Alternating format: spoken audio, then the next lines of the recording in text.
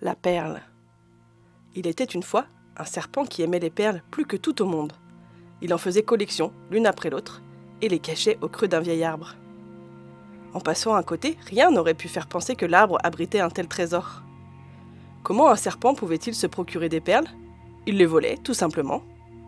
Il lui suffisait d'une fenêtre laissée ouverte ou d'une tuile mal fixée sur un toit pour se faufiler dans une maison.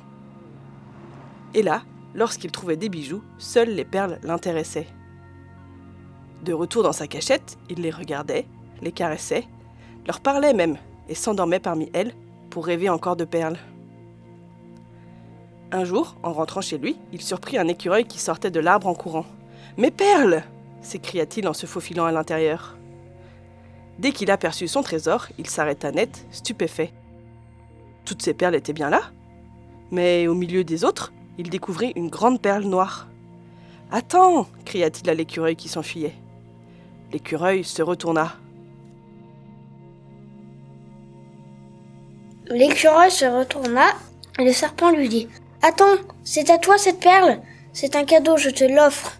répondit l'écureuil. « Pourquoi ?» demanda le serpent. L'écureuil se rapprocha et lui chuchota au creux de l'oreille. « Cette perle est magique. Si tu la frottes à minuit, chaque soir tu auras plus de perles.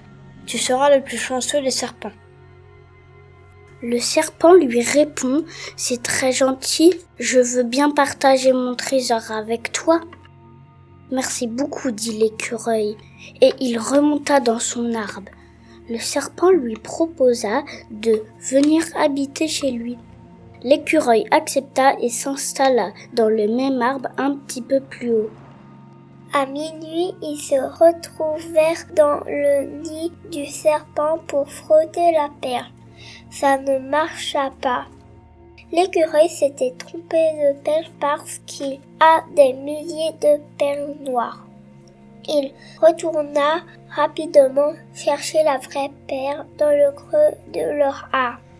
Quand ils frottèrent la perle magique, elle commença à gigoter. Il y eut une éruption de perles. Ils allèrent récupérer chaque perle pour faire des colliers aux habitants de la forêt, leurs amis. Puis ils installèrent une boutique pour vendre les colliers de perles. À la fin de la journée, il restait 2 colliers pour le serpent et l'écureuil.